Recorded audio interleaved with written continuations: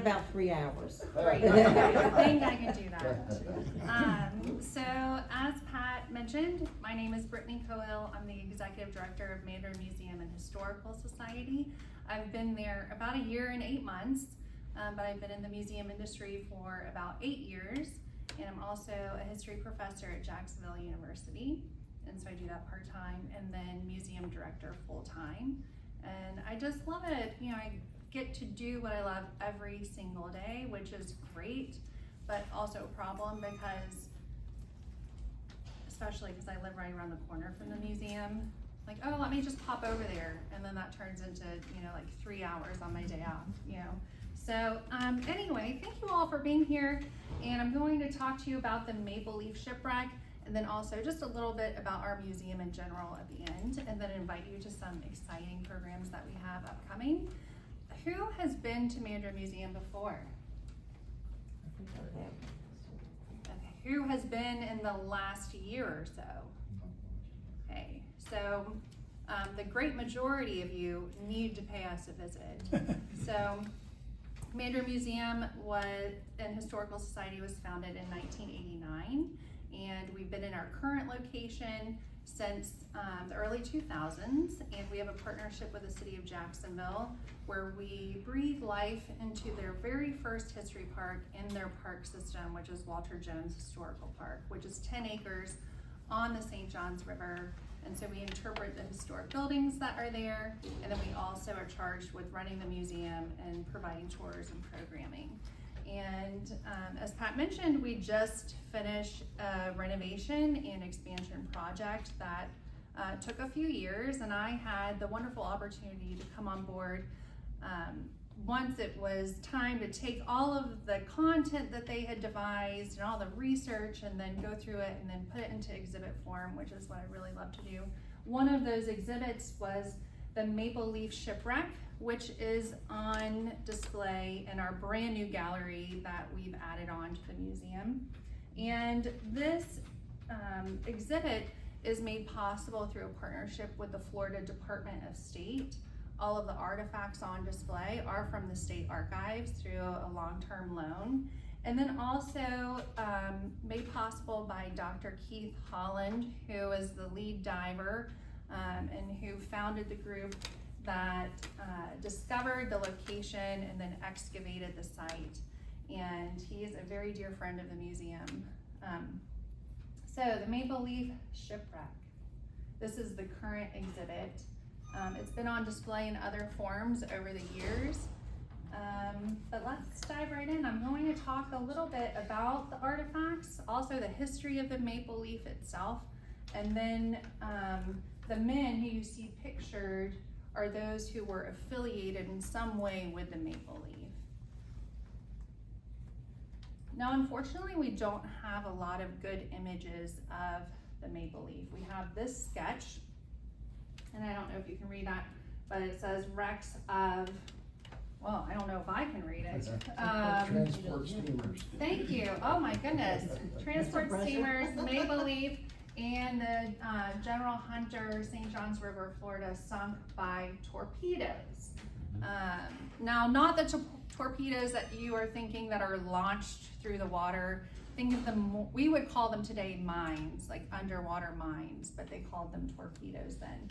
So we have this sketch. There's also a very blurry image that we do have in our exhibit. I don't have it here for you, but the Mapleleaf was initially a passenger steamship that was constructed in Canada, and then by the 1860s, it was sold to an outfit in Boston, Massachusetts, a private entity who then leased it to the federal government for about $550 per day. And so if you're thinking of 1860s money, $550 a day, they were making a pretty penny leasing this to the federal government. And so the Mapleleaf was transporting troops and gear during the US Civil War, Union troops and gear, along the southern east coast of the United States. I don't want to get ahead of myself. So it does eventually find its way into the St. Johns River, and I'll talk a little bit about its final hours. So March 30th, 1864, which is really easy for me to remember because my birthday is March 31st. So this really happens all around my birthday. So I always think about the Mapleleaf. So the Mapleleaf arrives in Jacksonville, and it is offloading troops and gear into Jacksonville. Why is the Mapleleaf here? Well, this is March 1864. What has just happened in Northeast Florida when we're thinking U.S. Civil War? The Battle of Olustee. And who won you didn't see, I try not to teach my audiences treat my audiences like my students at JU, but it's hard. So who won the Battle of Olustee? Confederates. The Confederates. And so this was a oh no moment for the federal government. So they are trying to bolster their forces here in Florida. So they are sending more troops and gear into Florida.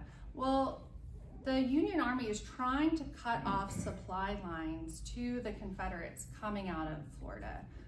Florida was very important to the Confederate cause because Florida is the source of salt, pork, cotton, all these things that are necessary to sustain Confederate forces. And so cutting off these supply lines is very important to the Union cause and Union victory. So they send troops here. The Mapleleaf is in Jacksonville. They offload the troops, but they say, well, hold on. We do not have time to offload your gear right now. We have got to load up a cavalry unit and get them down to Palatka. So we're gonna take the cavalry to Palatka. As soon as they get off, we'll come back to Jacksonville and offload all of your gear. So that's the plan. So they offload the troops and onload the cavalry, get them down to Palatka. And so at 4 o'clock in the morning on March 31st, the Mapleleaf docks at Palatka. The cavalry disembarks. And then March 31st, 1864, and this happens just after 11 o'clock at night, the Mapleleaf starts its way back to Jacksonville. April 1st, 1864, 4 o'clock in the morning, the Mapleleaf strikes a Confederate mine called a torpedo at the time, and it sinks almost immediately. Now, not fully submerged, but the explosion is such that 4 men do perish in the blast, and then the hull is busted open to where it sinks and it's coming to rest on the bottom of the St. Johns River. And I'll tell you some of the words of those who were on board in just a second. But I will say the 4 that died in the blast were all free men of color, and then the rest were able to escape, and that's about 62 others who got onto lifeboats and were able to get off of the Mapleleaf. The ship was a total loss. So all of that gear that belonged to the 13th Indiana, the 112th New York, and the 169th New York Infantries all came to rest on the bottom of the St. Johns River. So this is an image of what the torpedoes look like. And these are called Rains peg torpedoes. And this is what was used most often during the Civil War. And the way they were deployed was they would string, and this is how they were used in the St. Johns River. There were about 12 of them chained together, floating just beneath the surface of the river. And it was spanning the St. Johns between Doctors Lake and Mandarin. Why? Because that was a more narrow part of the channel, so they felt like they could, cover more ground in that area. So, so these were floating just beneath the surface. This is the captain, Captain Henry Dale, And so he was on board at the time of the blast. Now, he was not piloting the ship. The pilot of the ship was a man named Romeo Murray, who was a formerly enslaved gentleman at the Kingsley Plantation. By this time, he is now a free man of color, and he is considered one of the first St. John's Bar pilots. And so he is piloting the vessel. We do not have an image of Romeo Murray yet. We're hopeful that one day we will find one, but as you can imagine, images of formerly enslaved individuals are just very hard to come by. But the U.S. Army launched an investigation immediately following the blast. And so I have the words of Romeo Murray here. He's recounting what happened that night or early morning. And so he says, "My name is Romeo Murray. At present, I live in Jacksonville. I was raised near the mouth of the St. Johns River on Fort George Island. I am about 43 years old. For 16 years, I have been acting as a pilot on the St. Johns River, and between that and Savannah and Charleston. I have piloted the steamer Carolina, Columbia, and St. Mary's along the shore between here and Palatka. I know the river between here and Palatka, and I was the pilot of the Mapleleaf the night she was lost. I was holding the wheel on the starboard side and a quartermaster on the port side when we came off Mandarin Point was there. And the moon rose about 3:30. The moon rose about 3:30 o'clock, and it was a right clear night. The river was still and perfectly smooth, and I could see the shore well and make the channel easy. There was a loud noise right under the boat, and the pilot house lifted right up. I was raised up, and my head struck the top of the pilot house, and I fell down and lost my cap. The floor sunk right down. When I got up, the wire had stretched and set the whistle blowing. I went out on the starboard door and ran up the hog brace. I saw the second engineer forward and started for him, supposing he went to let go the anchor. He said, "Get water." The whole deck, the main deck, and the hurricane deck were settled right down, and the pilot house fell forward. The boat went right down head first. When I first got out of the pilot house, I smelled powder. It could not have been any explosion of steam that did it. And so when he's referencing it could not have been an explosion of steam, that's usually what is at fault when a steamship blows up and goes up into flames. And he's saying, I smelled powder. This was not anything related to a steam explosion. And so when the Mapleleaf sunk, it came to rest on the St. Johns River perpendicular to the way the current and the tide goes in and out. So over 120 years, the Mapleleaf is just wedging itself deeper and deeper and deeper into the mud. So everything that's in the cargo hold is sitting in this mud, in this zero oxygen environment. This is another gentleman, and it's so fascinating to me. Mandarin is a small town, and you all know how that is. When you're presenting the history of your town, things are so exciting and feel so important.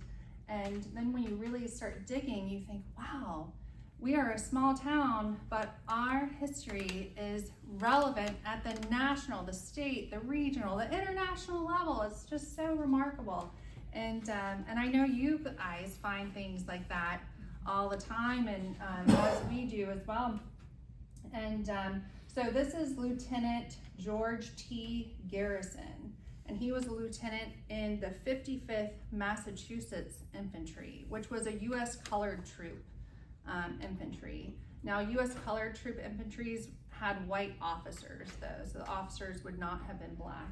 And have you heard the last name Garrison before? What do we know about that last name? Publisher. The Liberator. So his father was the editor and publisher of one of the most renowned abolitionist anti-slavery newspapers during this era. And so now one of his sons is the quartermaster. And And so he writes to his mother the day after this all happened. And the Garrison family themselves supplied this letter to Mandarin Museum. Now we don't have the letter on display, but we know what the letter says. And so he's writing from Jacksonville, April 1st, 1864. Dear mother, I wish my sons would write me letters. They don't do that anymore, do they?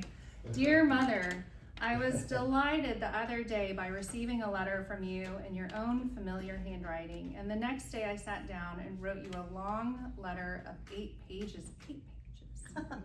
The letter was put in the post office at Palatka and did not have a chance of coming down here on its way until last night, when I also was ordered down here on the same boat that had the mail. We left Palatka on the steamer Mapleleaf at 10 o'clock last night, and everything went well until 4 o'clock this morning, when the boat was suddenly sank by a rebel torpedo. I woke suddenly by what I thought was the report of a cannon and supposed we had been fired upon from a rebel battery. I at once got out of my bunk, put on my coat and boots, and went out to see what was the matter. I found the boat rapidly sinking and was thinking of jumping overboard to swim ashore when she fortunately touched the bottom with about a foot of water in the cabin. She sank before touching bottom 15 or 20 feet, and it took 5 minutes time. Wow. 5 or 6 men were drowned on the lower deck, not having time to escape to the upper. We fortunately had 3 boats, which we succeeded in launching.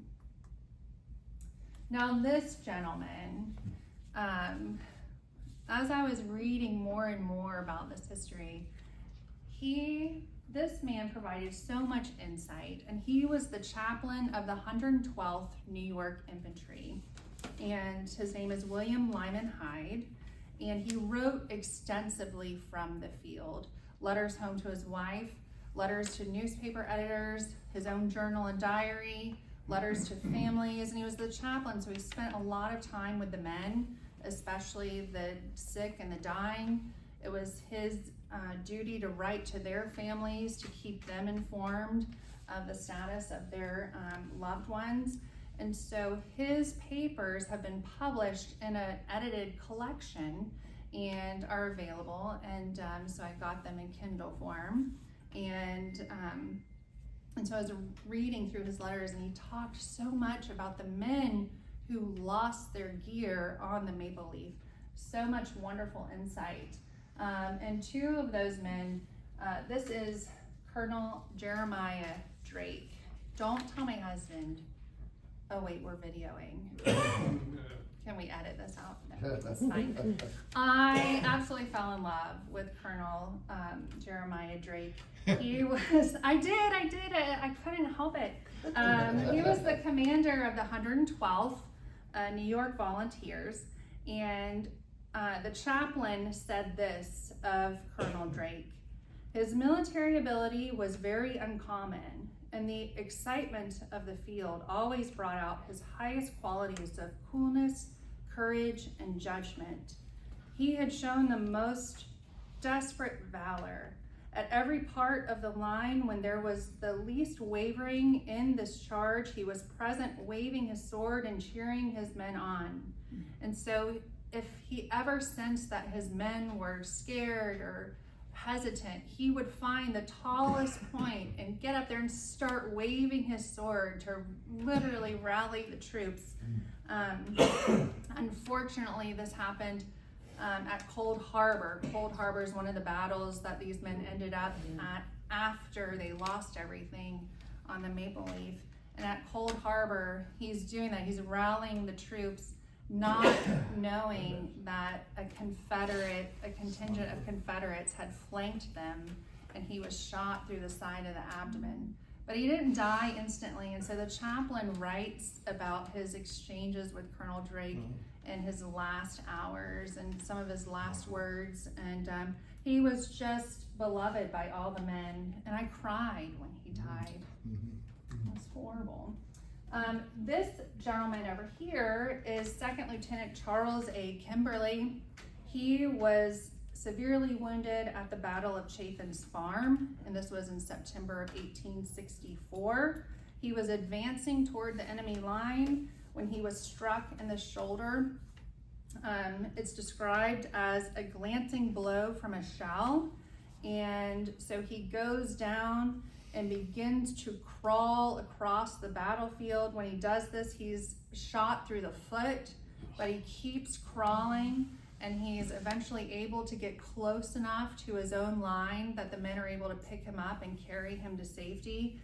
But he crawled for a quarter of a mile. And the chaplain said, there is no one pluckier, which I can imagine. And he survived. They did amputate the foot, but he survived. And so you may be thinking, we thought we were going to see pictures of the artifacts, but here we are seeing pictures of dead men. And when we were putting this exhibit together, I felt very strongly that the artifacts really kind of speak for themselves. You know, you come to the exhibit, you see them, you're like, wow, that's really old, and here I am looking at it, and you know, this Civil War soldier once had this in his gear and touched it and wrote a letter with a pen and all these things, and it's so neat because it makes you feel so connected. But I feel like the artifacts are just really cool old things, and they speak for themselves. And so I really wanted to then bring out that human story attached to these artifacts. So the exhibit uses the artifacts to then tell this human story. It does not mean that we don't have artifacts on display. And one of the things that we recently acquired from the state is this box from Surgeon Snow, and this is Surgeon Snow here. And so he was traveling with these men, even though he was with a attachment of volunteer engineers. And so his box, which we didn't have because the federal government, when they found out all of the cool things that the museum had on display many years ago, they said, oh, we want to come and see. So, and this predates my time there, but the board of directors, they said, absolutely, we would love for the Army to come and see this really great exhibit we have. And so the Army came and they said, oh, we would like that, we would like that, we would like that. So they took some of the coolest pieces that were on display. One of them was this box fully intact. And it shows you what a lot of this gear and the personal belongings were packed into and then stored into the cargo hold. And so recently we got a call from our friend who is Marie Prentice, and she is the director of archaeological collections with the state. And she called us and she said, guess what? The Army has given everything back. And so you just tell me what you want, you can have it. And we were like, well, we want Dr. Snow's box back, please. And so I've recently added it to the exhibit. Pat, I don't even know if it was on display when you came. I don't think it was. It's relatively recent. And so not only are you able to get a glimpse at what they were packing their things in, but the divers, when they talked about trying to excavate and bring all of these boxes to the surface, it was quite difficult because you can imagine they were filled with mud surrounding the contents. And so if they weren't careful, and sometimes it was unavoidable, they would start bringing them up from the surface, and as it's ascending, it would just start to kind of explode, you know, the mud and all of the water rushing out. And so very few survived, but this is a very good example of one. Yes? What's the size of those boxes? So I would say this, if I mean, I know the measurements because I had to buy a custom case for it, but So is it probably like about a 10, suitcase or probably about something, 10 to or 12 something? inches, and then about 18 to 20 inches across. So they're not huge, you know, something, and they would have had rope handles on either side, so you just would carry it like this. And it carried their personal effects? Mm-hmm. Okay. So, this is such another cool story. I just love history so much. And I'm always excited to come talk to people like you because my family is not impressed. They couldn't care less.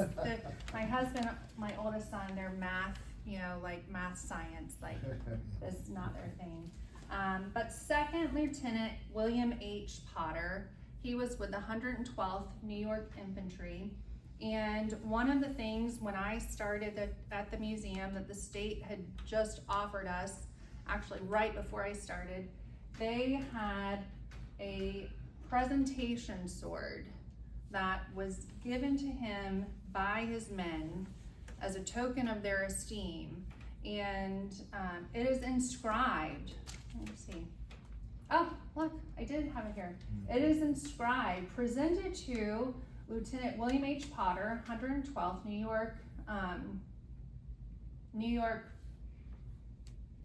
State Volunteers. Sorry, my brain like skips every now and then. By the members of his company as a token of their esteem. And so an item like this that was so well preserved that we know who it belonged to, it's inscribed, and it belonged to an officer, it's pretty highly valued. And so the state keeps this in their vault. They don't even keep it in their regular archives. So Marie offered it to the museum. At the time it was all volunteer run, and the volunteers said, absolutely not, we do not want to take on that responsibility. Which I can fully understand. But then when I started, I heard about it, I was like, we're getting the sword. We have to, it's so cool. And so I knew I wanted to display really large, any photo I could of any man that we knew we had an object belonging to them. And so I was on the hunt for a photograph of William H. Potter, and weeks just hunting through every small little archive I can and calling people and anything I can do. And I was with my middle child, my only daughter, and I love her. She's just like me. So we were traveling to Baltimore. She goes to school there at Loyola University. And so we were on the plane the whole trip, and any spare moment, I'm trying to find a picture. And she's like, Mom, you're never gonna find this picture.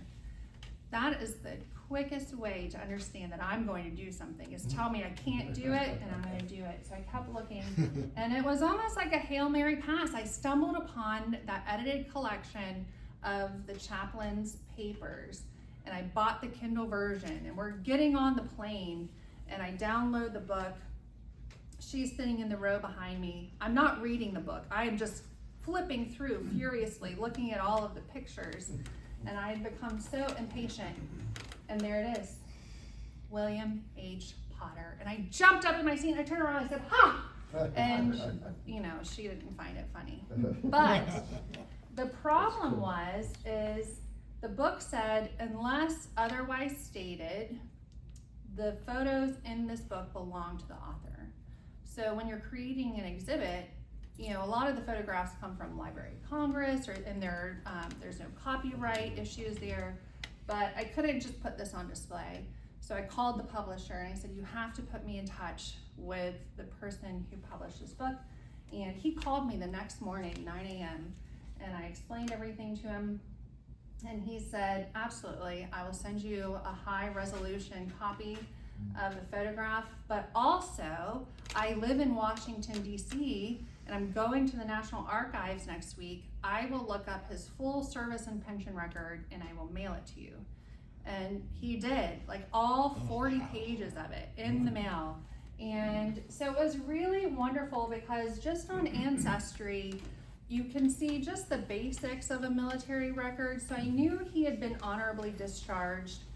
I thought it might have been because of tuberculosis, which they called consumption at the time, because I knew that he died shortly after the war due to consumption, and that the incubation period or the lifespan at that time, once you're diagnosed, you could expect to live a couple of years after you contract it. So I thought, okay, it's plausible he died from consumption. but, and that maybe he was discharged because of that illness. But then, in the service and pension record, there was a letter written by Surgeon Washburn. And Surgeon Washburn wrote this letter to the examining board, and he said, I know this soldier, and I've examined him, and he has been partially deaf since childhood, and since the beginning of the war, his deafness is increasing and increasing, and now he relies upon lip reading on the battlefield. So can you imagine trying to lead a unit of soldiers on the battlefield, and you can't hear, and you have to rely on lip reading? Oh, and by the way, some of these battles are happening at night. Your movements are happening at night. So it just was not a good situation. So Surgeon Washburn writes to the examining board verifying this deafness. And so the U.S. Army does agree to discharge him. But what is really cool is, I was like, oh great, now we can tell this story in the exhibit. And then I had a UNF intern working with me, and I looked at her and I was like, oh my gosh, we have a spoon in the collection of objects with the name Washburn etched on it. So not only do we have Potter's sword, but we have Washburn's spoon. So I had to order this big fancy case to house the sword, and it was only going to be for the sword, and it was going to be just perfectly lit, and here's the sword, and now we're going to put this spoon in there. But I felt like we should, and so we've got the sword nicely laid out, and then the intern, she has a spoon, and she lays the spoon in there, and I looked at her and I thought, we have just reunited these men. And I went home and I told my husband, he said, you are absolutely ridiculous. Like, you are ridiculous. All right, so how did we end up with all of these objects on display? Well, in the 1980s, a man named Dr. Keith Holland, who is a local dentist in Jacksonville, he's also an adventurer, an amateur diver. He was looking for some excitement. He wanted to locate a shipwreck. And it wasn't immediate that he wanted to locate the Mapleleaf. There were others that he was looking at as well. But then the Mapleleaf just emerged as the front runner, where they were finding more and more information, and it was becoming more plausible that they would locate it. So he assembles a team of other amateur divers. There's only one professional diver on this team, and they found the St. John's Archaeological Expedition company. And so it's almost entirely self-funded, and they build this big old barge, more or less, and it becomes their center of operations, and they named it the Mud Puppy. And so this is their base of operations, but it took them a while to decisively locate the shipwreck, and then kind of map it out as best they can, determine a plan of action, because you don't just dive down there and start, bringing things up. You have to be really methodical about it. So it was really years in the making, and he doesn't like to hear it, but I was like, Keith, I was like 2, 3, 4 years old when you started doing this.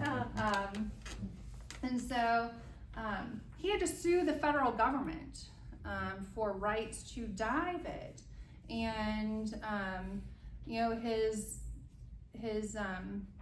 what he was putting forth was, well, you all abandoned this. The government has not and never has been interested in excavating it. And oh, by the way, this isn't even your property. You were leasing this ship.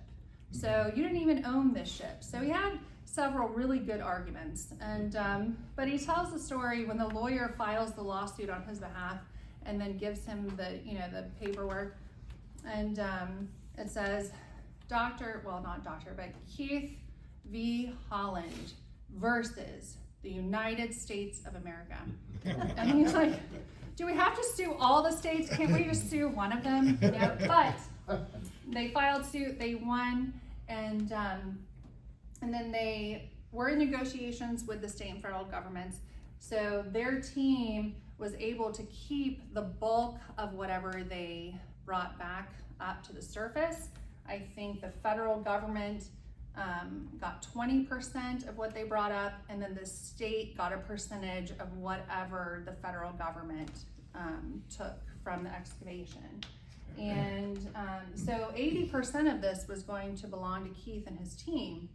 So over the course of several years in the 1980s, and this was like every single weekend, they were young men at the time, young families or in college, but every single weekend, 24 hours a day, they are out there on the St. Johns River working on this.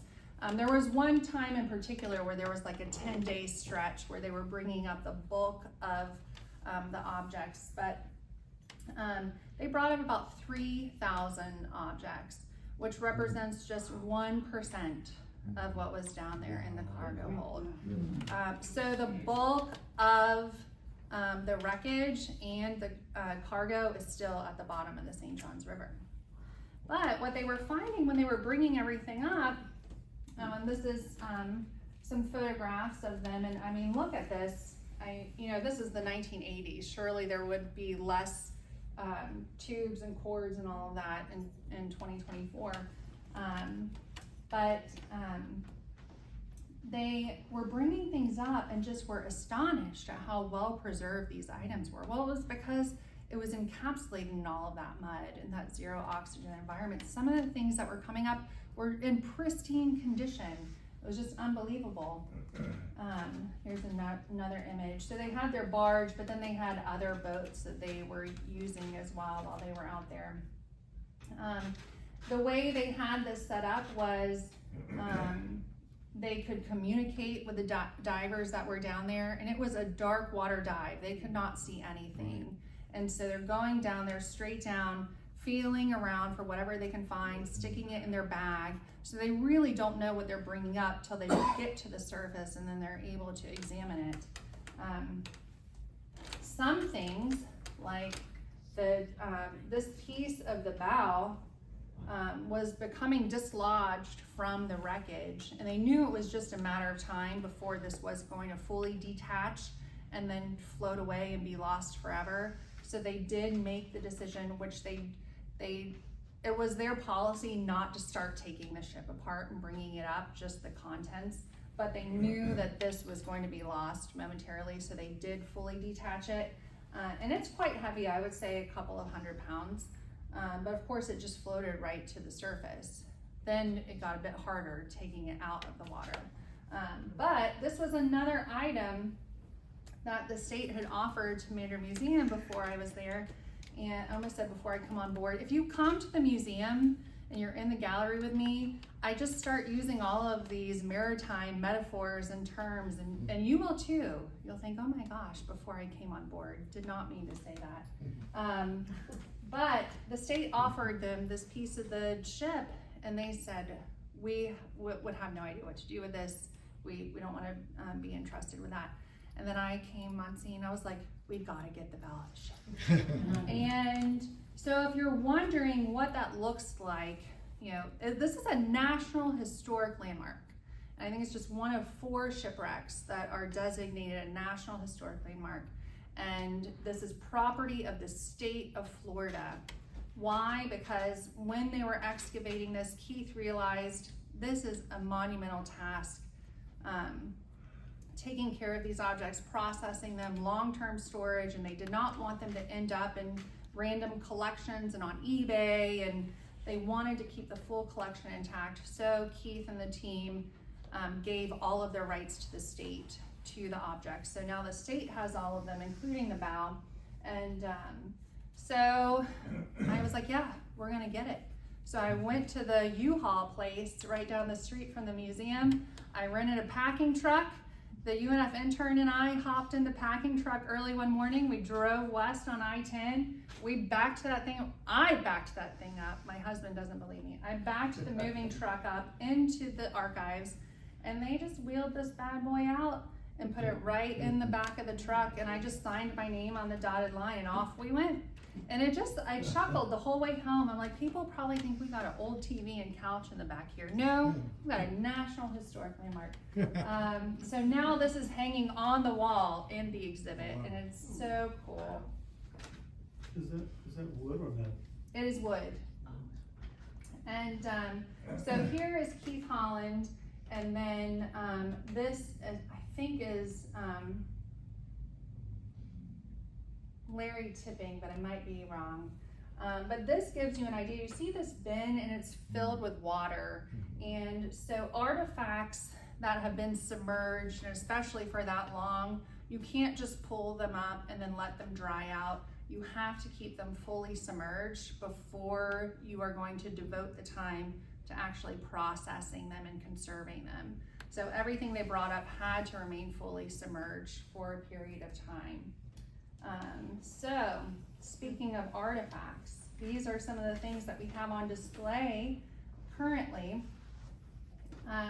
This bottle, which looks like a bottle of wine, right, still has the liquid in it. And I recently found out, because we did a storytelling event with the panel of divers, and I told them, tell us the stories that are not in the exhibit that we've never heard, kind of like buddies sitting around telling war stories. Like, we want to hear the behind the scenes. So we found out that when they brought this to the surface, the cork is still intact, but it had been breached a little bit, but they knew there was still liquid in there.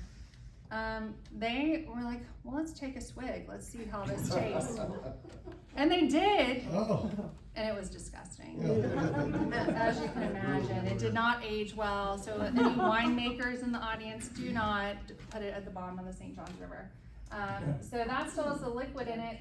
We have game pieces like dice, dominoes, checkers.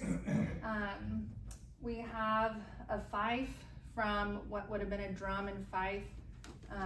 We have pipes, tobacco pipes of different kinds and materials. Lots of bottles that contained cologne, medicine, primarily. This little guy right here was a shaving kit. And do I have any like TJ Maxx shoppers in the audience? Marshalls? No? Yes. Or are we just not saying Yes. because the men are here?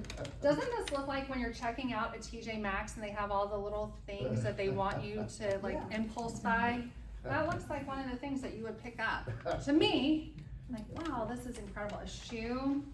Let's see what else. Oh, this is the full sword.